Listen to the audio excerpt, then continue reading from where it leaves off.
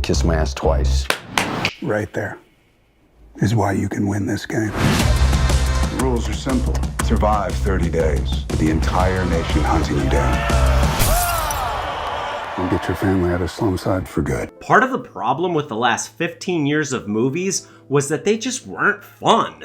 And the reason they weren't fun is because they largely preached a single Blackrock-approved message. So imagine my surprise when I sat down to watch the 2025 remake of The Running Man, an old Stephen King story originally adapted to the screen as another Arnold Schwarzenegger classic, but this time reimagined for modern audiences. And no, not those modern audiences, but those who are paying close attention to what's going on in the world. So what message is Running Man trying to get across? And what exactly are we going to do about it as a society? Join me, dear viewer, as I dive back into the raging dumpster fire that is modern Hollywood. Before we dive in, take a quick second to hit that subscribe button. And if you really want to make sure you never miss out, ring that notification bell too. It'll help us break through the YouTube algorithm and keep this channel growing strong. The original Running Man movie was filmed in the 1980s when America was quite a different place. With the arrival of St. Ronald Reagan, it seemed that the country was emerging out of the stagflation of the 70s and a deep, nasty recession in the early 80s. So everyone thought it was a brand new day, but as they so often do, movies began to show the decay going on in America, and they forecasted how that decay would progress over the next 40 years with astonishing accuracy. In the world of The Running Man, America has declined into this totalitarian hellhole where entertainment kept the masses occupied. Gee, where have I seen this before? Are you not entertained? There are a lot of similarities between the decline and fall of the Roman Empire and today's United States of America.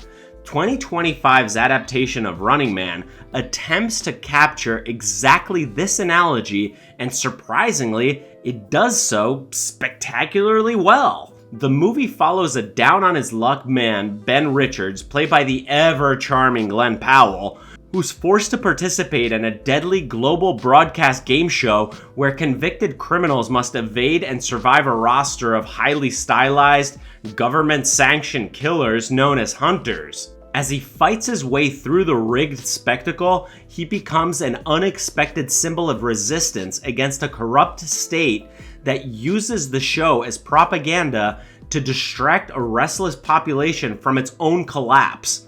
With the help of underground rebels and fellow contestants, he exposes the lies behind the regime, turns the public against the system, and ignites a broader uprising, all while trying to stay alive long enough to beat the game that was designed to kill him. 2025's rendition of The Running Man is basically what if the fall of the Roman Empire were remixed by a content algorithm that thinks bread and circuses should come with HDR and Dolby Atmos. The movie gives us a US so spiritually tapped out that it outsources its conscience to a dystopian game show, because of course it does, and then has the audacity to make the whole thing thrilling, stylish, and borderline inspirational. It's America as late Rome, except instead of barbarian hordes, you get corporate gladiators, influencer politicians, and a citizenry cheering for state-sanctioned carnage like it's the Super Bowl,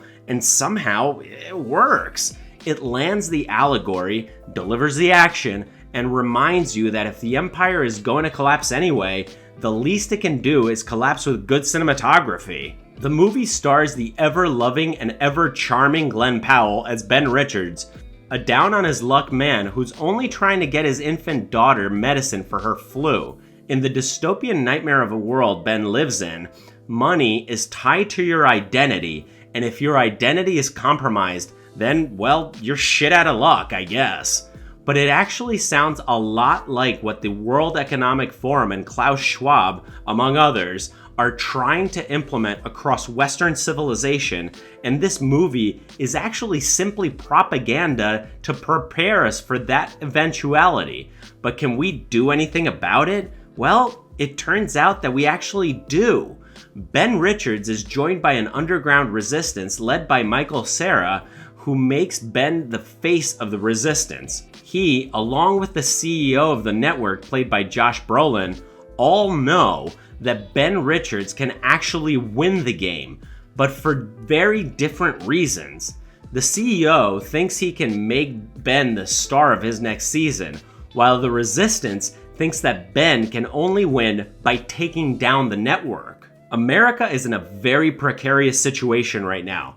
The UK has already gone full totalitarian dystopian nightmare with the advent of digital ID and the incoming central bank digital currency. Together, those two concepts present the greatest threat to Western civilization that we've ever seen. In the world of The Running Man, we already have new dollars, with Arnold Schwarzenegger's face as a brilliant callback to the 1980s classic. But it's not just a callback to the old movie. This is a message that not everyone caught. New dollars. New dollars. Get it? With US debt and wealth inequality at stratospheric levels exceeding those of the pre-French Revolution days, the government is going to try a hard reset to central bank digital currency.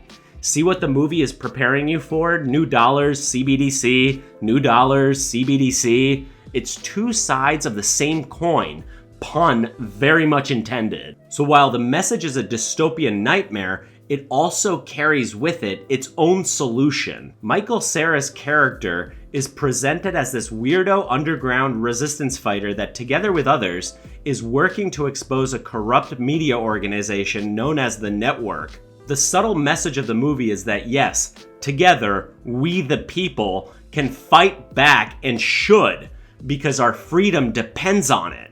Similarly to 1999's The Matrix, not everyone is ready to be unplugged though. Michael Cera's mother is an avid fan of the show that sees contestants brutally murdered and complies with its very rules that are keeping her at bay.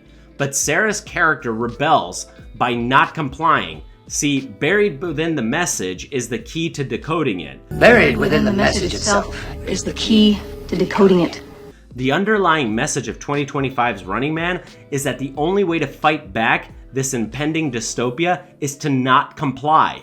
To not comply with digital ID, to not comply with mass surveillance, to not comply with totalitarian control. So should you go see The Running Man? I definitely think you should. You see, this is a movie that's preparing you for the dystopian world ahead, but it's also giving you a solution to the nightmare you're about to face. Resisting the totalitarian control they're trying to implement is the only way, and that's exactly the message of the movie. And the movie, to me, reads like propaganda, but also reads as a manual with how to deal with the problem. So if you're watching a how-to manual, then you'll know how to fight back. But what do you guys think about all this? Did you see The Running Man? Did you see the deeper meaning of the movie? And did you like it?